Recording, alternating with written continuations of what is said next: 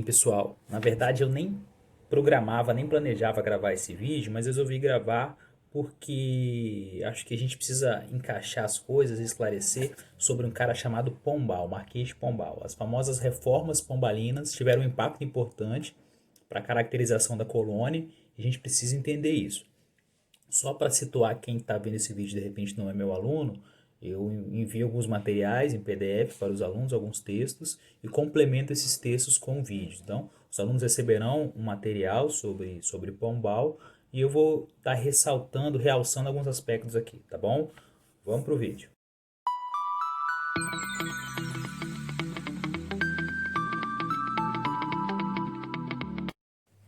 Quando nós falamos de iluminismo, eu falei de uma coisa chamada despotismo esclarecido. Os déspotas esclarecidos visavam dar um caráter mais eficiente aos governos, tornar a máquina administrativa mais eficiente, mesmo sem deixar características despóticas, características autoritárias. E aí em Portugal, eu citei na época um fenômeno interessante, foi o Marquês de Pombal. O Marquês de Pombal não era o rei de Portugal, o rei Dom José, mas o Marquês de Pombal era a cabeça do governo, ele era a cabeça pensante, o responsável por reformar a monarquia portuguesa. E aí, a partir de 1750, o Marquês de Pombal implementa uma série de reformas, as chamadas reformas pombalinas, e essas reformas vão impactar tanto Portugal quanto a colônia. O que nos interessa aqui é principalmente a colônia. Todo governante, quando quer tornar a máquina mais eficiente, quando quer tornar o funcionamento de um reino, de um país mais eficiente, ele tem que buscar de algum modo aumentar a arrecadação, cortar gastos e aumentar a arrecadação. Então, para Portugal, uma chance fenomenal para aumentar a arrecadação era tornar mais eficiente a exploração do Brasil. É claro que Portugal já ganhava muito dinheiro com o Brasil, já explorava muito o Brasil, mas entendia que havia muita ineficiência nesse processo, muito contrabando, muito descaminho, como se falava na época. Então Pombal trata de organizar a colonização de um modo a tornar Portugal ainda mais beneficiado pelo processo de exploração do Brasil. Então, Pombal aumenta impostos, Pombal cria as companhias de comércio, Pombal incentiva a força do tráfico, Pombal senta com a Espanha para organizar os limites entre o Império Espanhol e o Império Português, porque o Tratado de Tordesilhas já tinha ido para o espaço. A colonização portuguesa tinha avançado muito em relação ao Tratado de Tordesilhas, o Brasil era outro nesse momento, e aí houve algumas negociações de modo a firmar um tratado de limites com a Espanha. É de Pombal essa marca, é do período pombalino a definição das fronteiras. É claro que depois virá o Acre, algumas questões também relacionadas às disputas lá pelo sul, os sete povos das missões, tanto espanhóis quanto portugueses queriam essas áreas, depois o Brasil acabou sendo o vitorioso nessa disputa, vamos dizer assim, ficou com parte da região sul que era ocupada pelos jesuítas, que havia sido um palco ali das missões. Duas outras questões importantes. Pombal transfere a capital de Salvador para o Rio de Janeiro.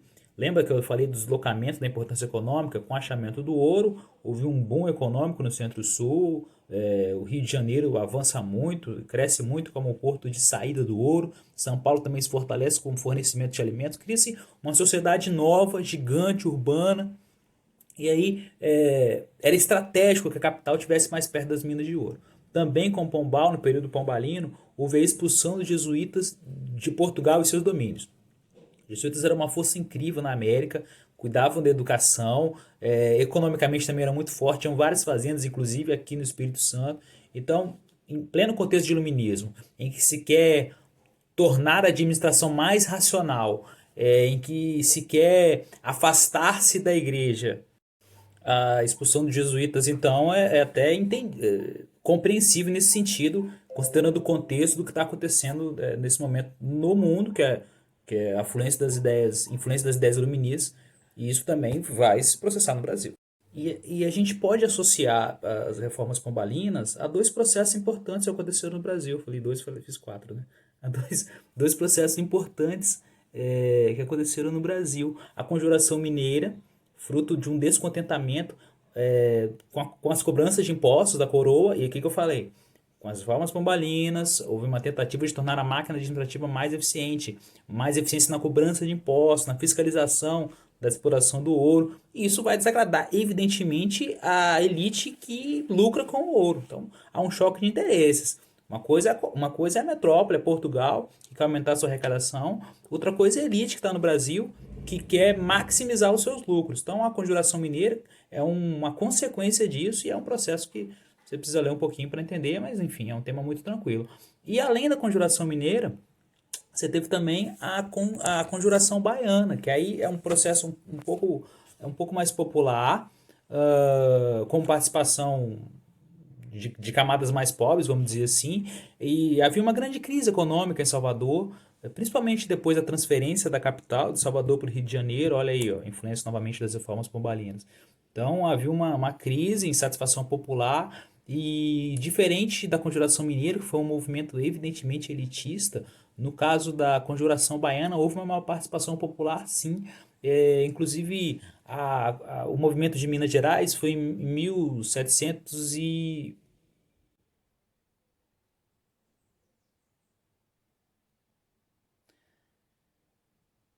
Inclusive, o movimento de Minas Gerais foi em 1789 e o da Bahia foi em 1798. Então, no caso da Bahia, a gente pode falar, inclusive, que houve ali uma influência clara das ideias da Revolução Francesa, além das ideias luministas que já circulavam pelo mundo inteiro nessa época.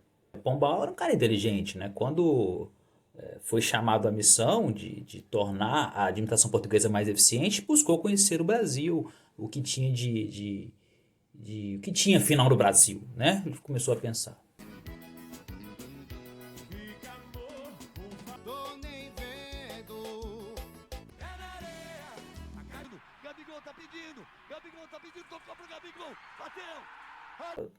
Vamos levar algumas coisas para lá. Então houve também uma diversificação agrícola nesse contexto. Claro que sempre houve. O Brasil não foi só cana, ouro, depois café. Paralelamente a tudo isso, sempre houve culturas complementares. Falei do tabaco com vocês, falei da mandioca, que é uma constante, o milho, é claro. Mas com o Pombal houve uma diversificação ainda maior da produção agrícola no Brasil.